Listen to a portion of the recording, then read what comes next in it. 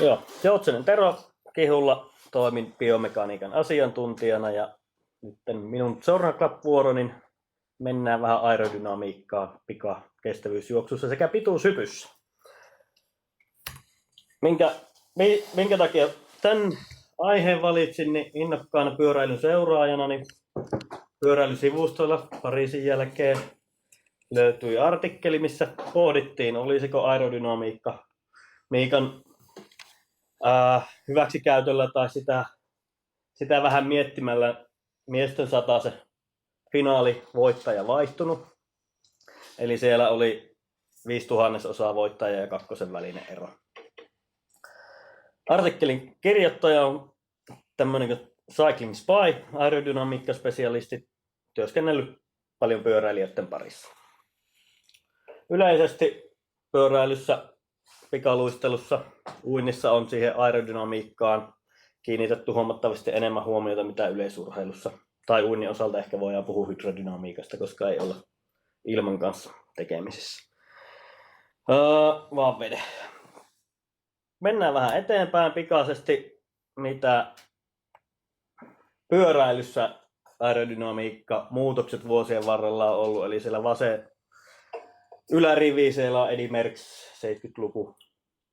Ei hirveästi huomioitu mitään sitä aerodynamiikkapuolta tekemisissä, vaan ajettiin vähän niin kuin huomioimatta sitä. 80-luvulla ylärivin keskikuva, siellä on aika ajotankoa tullut aika ajokypärää, taitaa olla jo tuolla. Vuosien saatossa sitten tietysti siellä tuli ajoasuihin muutoksia, eli on niitä niin sanottuja skinsuitteja ruvettu käyttämään ja sitten on tullut sinne ehkä sieltä vasen alalaita, niin siellä on noita aerosukkia tai aerokengän päällisiä tullut ja sitten ehkä se kaikkein viimeisin kuva on oikea alakulma tämän vuoden Tour de Franceista. Ainakin omasta mielestä äärimmäisen ruma kypärä, mutta ilmeisesti se on nopea. Eli siellä on aika paljon tuolta Eddy Merckxin ajoilta tullut muutoksia niin varusteisiin, vaatemateriaaleihin kuin ajoasentoonkin. Ja varsinkin siinä aika-ajossa niin pyöräilyssä ollaan saatu ilmanvastusta pienennettyä ja varmasti niin kuin, vaikka sama kaveri ajaisi 70-luvun varusteilla ja tämän päivän varusteilla, niin ero on aika järkyttävä iso siinä suoritusajassa. Kansainvälisen pyöräilyliiton säännöt rajoittaa jonkin verran. Siellä on kiellettyjä ajoasentoja, on hyvin tarkat kriteerit sukkien pituudelle JNE, eli se ei ihan välttämättä sitä optimaalisinta settiä saada rakennettua, kun säännöt rajoittaa. Pyöräilyn puolella tietysti puhutaan kompromissista, eli välttämättä se kaikista aerodynaamisin asento ei ole nopein, koska se voi sitten olla yllistys sinne tehontuoton suuntaan, eli pitää löytää se kompromissi, että tehontuotto on hyvää, asento on vielä. Asento on niin kuin aerodynaaminen. Yleisesti kohtuu kallista touhua kehittää, eli tuulitunnelit, kalliita varusteita. Mutta tietysti jotakin muutoksia, mitä pystyy ilmaiseksikin jopa tekemään tai hyvin pienellä rahallisella panostuksella, niin se ajoasennon muokkaaminen. Eli pyritään vaikka sitä ylävartaloa hieman alemmaksi laskee, eli eestäpäin katsottuna poikkipinta-ala pienenee ja todennäköisesti ollaan vähän nopeampia sitten. Tai sitten tämmöinen, että sieltä jaloista seivataan ne karvat pois. Eli siellä kattelin jotakin mitä nopeasti löytyy, ei ole mitään tieteellisiä artikkeleja nämä, mutta siellä on testattu niin hieman jalkojen karvotuksesta riippuen niin 50-82 sekuntia hyötyä 40 kilometrin aika-ajossa. Eli aika iso hyöty. Tietysti jos me mennään yleisurheilun puolelle pikajuoksuun, pituushyppyyn, niin meillä ei ole niin paljon mahdollisuuksia kikkailla aerodynamiikan kanssa. Ei ole välinettä mitä säätää. Ehkä sitä eestäpäin katsottuna poikkipinta-alakaan emme pysty mahdottomasti säätämään, että se on aika hankala, jos 90 asteen kulmassa lonkkakulmalla juostaan, niin ei ole niin paljon mahdollisuuksia säätää, mutta vaatetus, kengät, hiukset varmasti mahdollisia parannuskohtia. Pyöräilyn puolella ne kansainvälisen liiton säännöt rajoittaa paljon, mutta yleisurheilussa sitten tilanne on huomattavasti eri, eli siellä käytännössä niin kuin tämän hetken säännöt ei hirveästi mitään rajoita, eli siellä taitaa vaatetuksen osalta olla ainut, että se on, ei saa olla läpinäkyvä edes märkänä, että se on niitä ainoita rajoitteita. Yleisesti aerodynamiikasta, kun pyöräilyssä puhutaan, niin on sanottu, että se ajetaan 40, niin 80% vastuksesta tulee ilman vastuksen, tai siis 80% siitä energiasta menee ilman vastuksen voittamiseen. Juoksun osalta ei ole ihan niin paljon tutkittu, mutta 2021 on tutkimus, missä oli, että kun juostaan 36 kilsaa tunnissa, niin 8,5% energiasta menee ilman vastuksen voittamiseen. Eli siitä nyt voitaisiin kalkuloida vähän, että kun mennään sitten sinne miesten 100 vauhteihin päälle 40, niin sitten se on yli 10% siitä energiasta menee ilman vastuksen voittamiseen.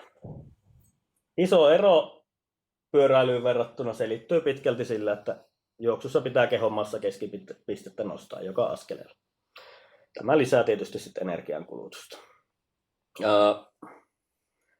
Vaikka tuo nyt ei ole niin suuri osuus mitä pyöräilyssä tuo ilmanvastuksen aerodynamiikan osuus, niin kuitenkin varmaan semmoinen osuus, että sillä nyt jotakin merkityksiä tulokseenkin on. Ja jo 80-luvulta löytyi tommonen tutkimus, missä tutkittiin ilmanvastuksen vaikutusta juoksunopeuteen. Mennään siihen tarkemmin. Eli tehtiin tuulitunnelimittauksia siinä tutkimuksessa.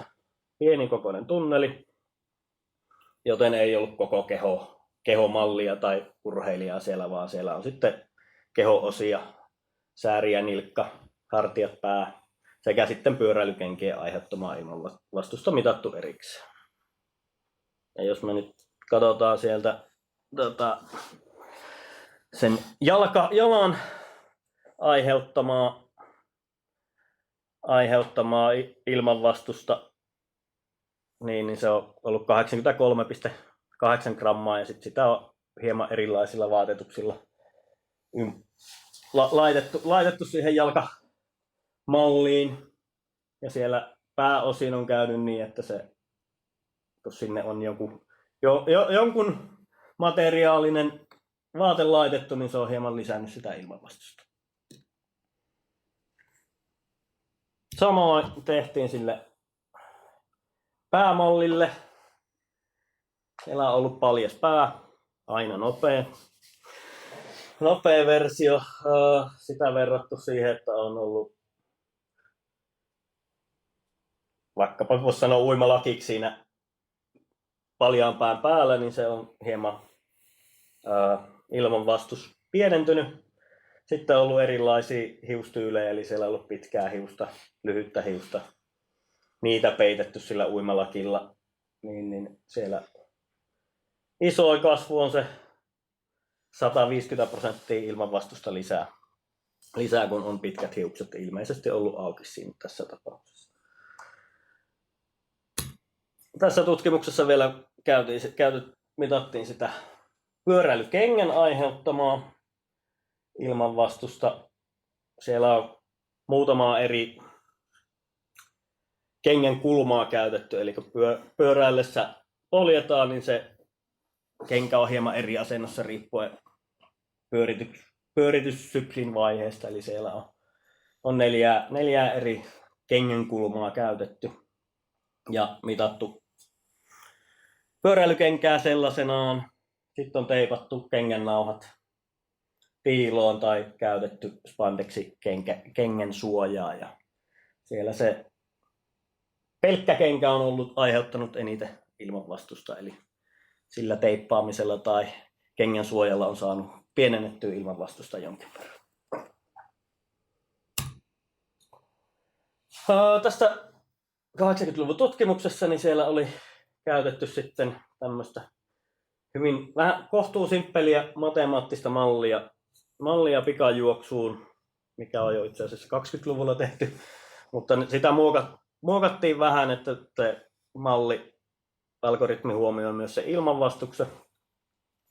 Ja malli näyttäisi ennustavan melko tarkasti mitatun ajan lyhyillä matkoilla, kunhan siellä sitten ne optimoidaan ne tarvittavat vakiot yksilöittäin. Eli ainakin siellä oli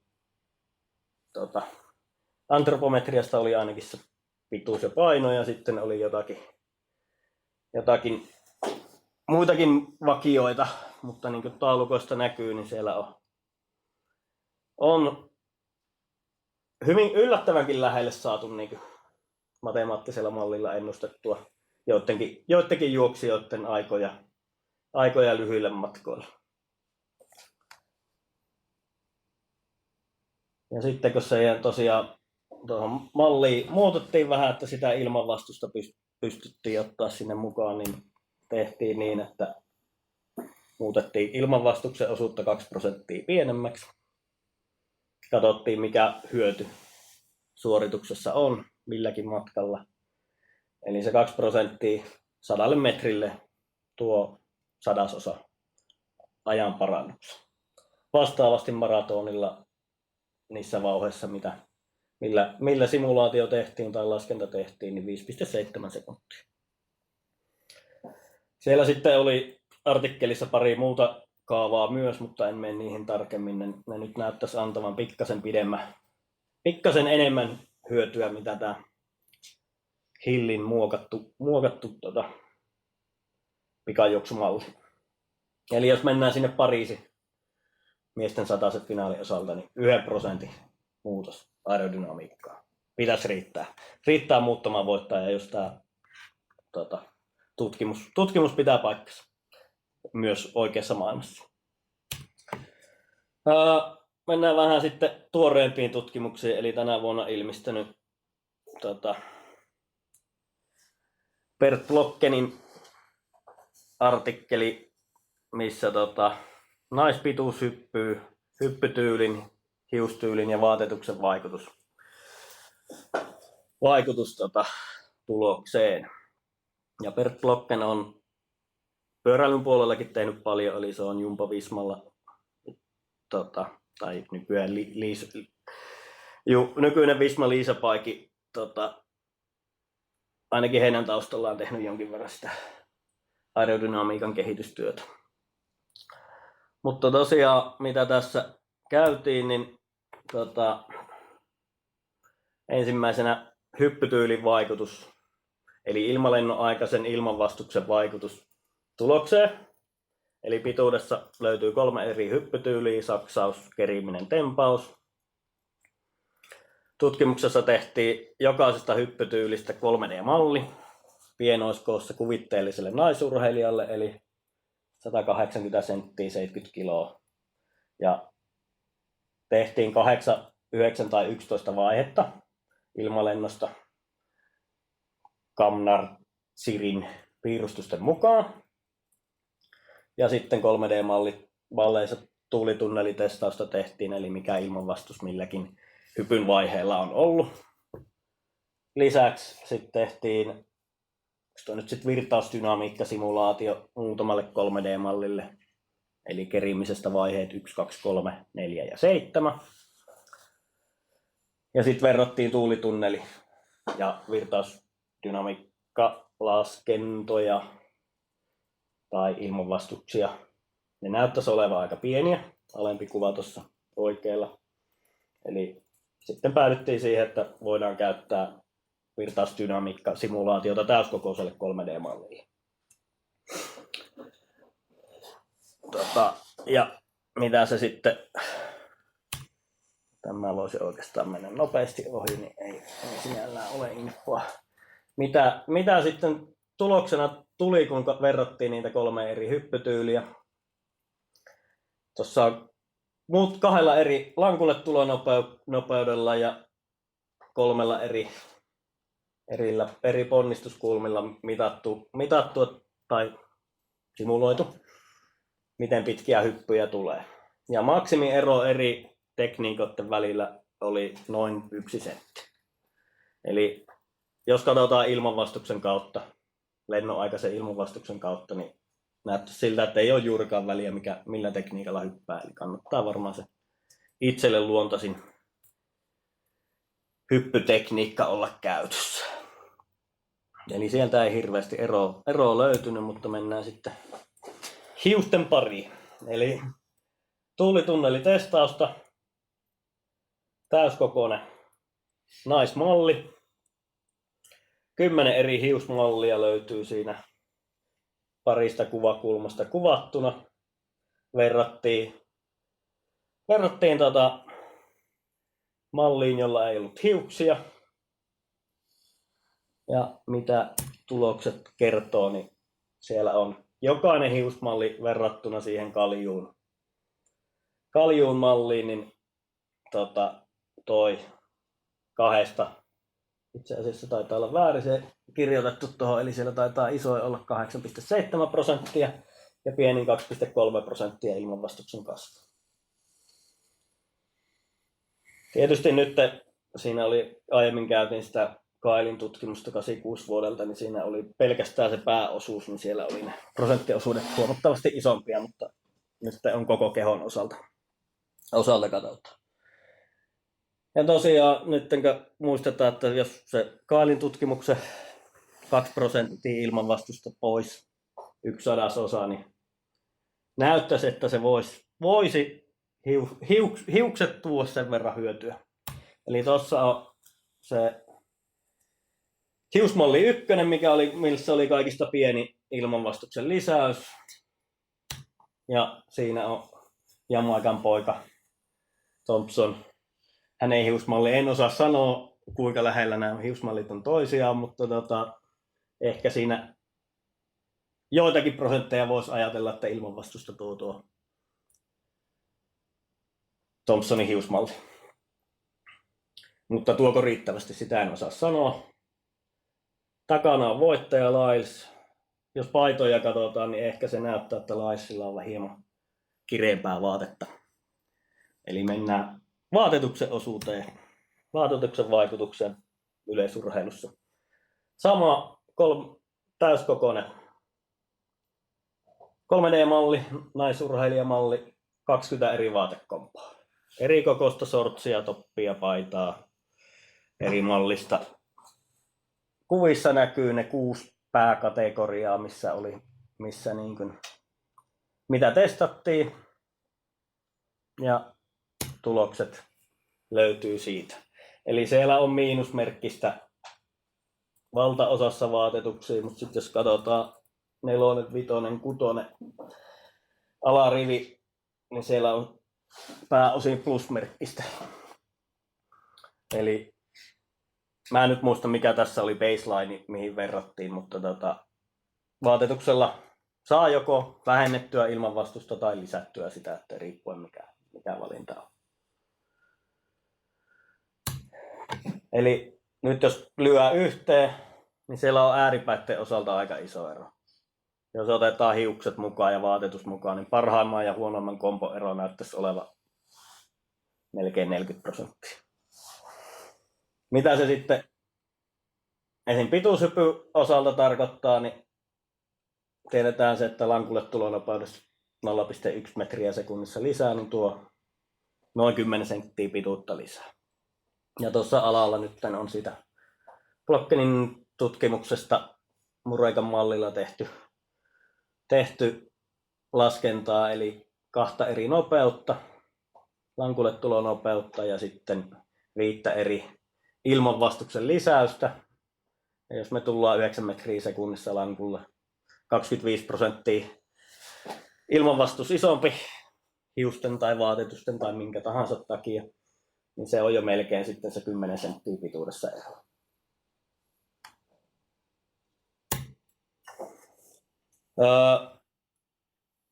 Sitten laskettiin kaikille tyyleille sen hyppytyyleille tässä nyt on yhden tyylin laskennat. Tosiaan taas 2 eri lankulle tulonopeutta, 3 eri kulmaa ja 5 eri ilmanvastuksen lisäystä. Jos katsotaan tuolta alalta, nähdään se kokonaismitta, eli siellä 25% ilmanvastusta lisää, niin riippuen tullaanko 8 vai 9 metriä sekunnissa lankulle, niin se on vähän alle tai noin 10 senttiä tai sitten 12-13 senttiä. Mitä hyödytään tai hävitään. Ja pääosin tulee siitä, että lankulle tulonopeus on hitaampi. Että ilmanlennon aikana ylimääräinen ilmanvastus niin ei hirveitä eroja tee, eli siinä on sentistä puolesta toista kyse. Tosiaan yleisurheilun puolella ei mikään uusi asia. Aerodynamiikan huomioiminen, että jo 88 soolissa Griffith Joyner juosi. Oletan, että silloin huppu on ollut sen takia, että aerodynamiikka olisi ollut parempi. Samoin 2000 Cathy Freeman käytti tuommoista koko pukua, missä oli huppu. Mielenkiintoista nähdä, että tuleeko tulevaisuuden pikajuoksu ole tämmöistä, mikä tuo oikealla oleva tekoäly tuottava kuva, eli siellä juostaan aerokypärä päässä skinsuitilla ja aerosukkaa ja mitä kaikkea keksitäänkään. Siellä sitten toinen kuva on yhdestä tämän hetken maailmankärki naispikajuoksijasta, joka tykkää niitä perukkeja vaihella. Olettaisin, että tuo nyt jonkin verran aiheuttaa ilmanvastuksen lisäystä, että siellä on aika pitkähiuksinen perukki monesti käytössä. Mennään vähän pidemmille matkoille, eli kestävyysjuoksu. Miten aerodynamiikkaa siellä hyödynnetään tai voidaan hyödyntää, niin varmaan se paras esimerkki on ne hyvin yleiset jänisjuoksut. En tiedä, onko mikä osuus ajateltu, että on niin kuin aerodynaaminen hyöty vai onko vaan vauhinpito, mutta joka tapauksessa kun siinä eessä on juoksija, niin aerodynamiikka on sillä maaliin asti juoksevalla juoksijalla todennäköisesti, ilmanvastus on todennäköisesti hieman pienempi. Paras esimerkki, missä on varmasti viety pisimmälle aerodynamiikan miettiminen kestävyysjuoksussa, niin on nämä Nike Breaking 2 ja Ineoxen 159 projektit, missä 2 tunnin maraton aikaa pyrittiin alittamaan, ja sitten Ineoxen projektissa se alittukin. Niin siinä näkyy kuvassa molempien osalta käytetty muodostelma, millä sitä varsinaista 2 tunnin alituksen yrittävää juoksijaa on yritetty suojata tuulelta pienentää ilmanvastusta. Hieman eri muodostelmaan ovat päätyneet, mutta varmasti niin molemmilla on tuulitunnelimittauksia tehty. Pikkasen kaivoin löytyi viime vuodelta tämmöinen Mauron tutkimus, missä oli eri muodostelmia tuulitunnelissa, pienikokoisessa tuulitunnelissa mitattu ja laskettu paljonko esim. Nuo Niken projektissa tai Ineoxen projektissa käytetty muodostelmat on mahdollistanut kuinka paljon nopeamman juoksun, ja puhutaan aika isoista ajoista, eli 3 minuuttia, 3,5 minuuttia nopeampaa kuin yksin juosten. Tosin sitten siitä tuli tuohon tutkimukseen hieman kritiikkiä, kun nämä tuulitunnelimittaukset oli tehty jollakin hiimenukolla, ja se ei ehkä ole skaalattavissa sitten täyskokoiseen juoksijaan, joka on kestävyysjuoksija ja ei varmasti niin lihaksikas kuin action-figurit tahtoo olla. Ja tietysti sitten tuulitunnelissa on laskettu silleen se hyöty, että mennään 42 kilsaa suoraa tietä ja koko ajan ollaan siellä optimaalisesti muodostelma perässä, niin tietysti reitillä on mutkia. Ei olla koko ajan niin hyvin suojattuna siltä tuulelta ilmanvastukselta. Niin todellisuus on varmasti vähän vähemmän, mitä tuossa tutkimuksessa oli laitettu. Eli siinä vielä kuvina Ineoksen projektista tuulitunnelimittauksia. Siellä näköjään on ollut vähän enemmän noita jänisjuoksijoita ainakin jossain vaiheessa mietitty. Lopputuloksena oli tosiaan se, että siellä V-muodostelmassa 5 kaveria eessä ja 2 juoksijaa takana sitten antamassa apuja. Alempi kuvaaja on siitä Mauron tutkimuksen action-figuri, eli ei ehkä ihan ole Eliud Kipchogen näköinen kaveri, että voi vääristää vähän tuulitunnelin mittaustuloksia. Yhteenvetona näyttäisi siltä, että aerodynamiikalla voi olla yleisurheilussa sijoitukseen ja tulokseen merkittävä vaikutus, jos nuo matemaattiset mallit ja tuulitunnelitulokset siirtyy sieltä mallista ja tuulitunnelista reaalimaailmaan. Pariisin osalta, miesten satasen osalta voidaan miettiä, että se oli naismalli, staattinen naismalli, millä tehtiin nuo tuulitunnelimittaukset, mitä esitin. Siirtyykö ne miten miespuoliselle juoksijalle oikeaan maailmaan, niin sitä en tiedä, mutta sen verran isoja oli kuitenkin nuo vaatetuksen vaikutus ja hiusten vaikutus, niin uskoisin, että se 5/1000 ainakin olisi sieltä ollut kaivettavissa. Aerodynamiikan kehittäminen, mittaaminen on varmasti haastavaa tai kallista, eli tuulitunneliin monesti tarvitsisi tai virtausdynamiikkalaskentoja.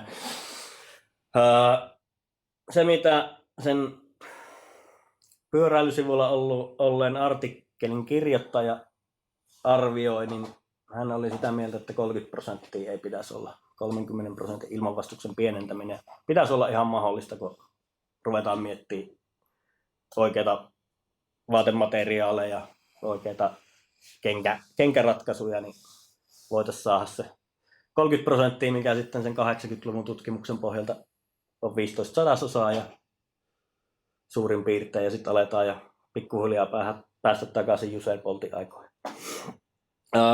Tietysti tuulitunnelissa mitattiin Blokkenin tutkimuksessa staattisessa asennossa olevaa mallia.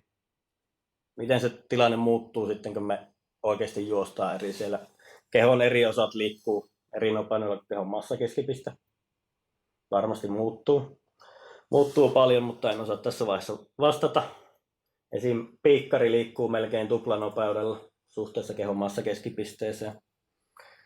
Eli voisi kuvitella, että sieltä olisi saatavissa niitä aerohyötyjä enemmän, koska se jalka tosiaan liikkuu aika vauhdikkaasti. Ja voisi niin saada hyötyjä enemmän kuin sitten jostakin muualta keho-osasta. Tosiaan se aiemmin sanoin, ne seivatut jalat antoi se noin minuutin 40 kilsan aika-ajossa. Löytyi myös para-ajon vaikutus. Puhutaan noin sekunnin luokkaa 40 kilsan aika-ajosta. En tiedä, selittyykö tämä just tuolla, että siellä jalat liikkuu aika vauhdikkaasti pyöräillessäkin nopeammin kuin se kehon massakeskipiste tai partako ollaan ajoasennossa, niin voisi tosiaan olettaa, että sieltä jalan piikkarin osalta löytyisi hyvin, voisi löytyä niin kuin paljonkin hyötyjä niin kuin ajan parantamiseksi. Mutta se, mikä on muistettava, niin aerodynamiikan osalta niin hyödyt on aina yksilöllisiä. Eli se, mikä parantaa jollakin aerodynamiikkaa, niin ei välttämättä paranna toisella. Eli tuosta nyt esimerkkinä pyöräily hallitseva aika-ajo olympiavoittaja ja maailmanmestari taitaa olla myös, niin yleensä pyöräilyssä aika-ajo asuu ja pitkät hihat on se nopein ratkaisu, mutta hänellä on jostain syystä iho nopeampi kuin mikään tähän asti löydetty aika-ajo asumateriaali, eli hän pyrkii ajamaan sitten sääntöjen mukaisesti mahdollisimman lyhyillä hihoilla, eikä niin kuin pitkillä hihoilla, mitä sitten vastaavasti monet muut käyttää. Eli se aina muistettava, että jos jollakin aerodynamiikka paranee, niin se ei välttämättä ole ole sitten toisella tapahdu sama. Meni siinä nopeasti vielä lähteet. Toivon mukaan kaikki, mitä kattelin, mutta ainakin valtaosa.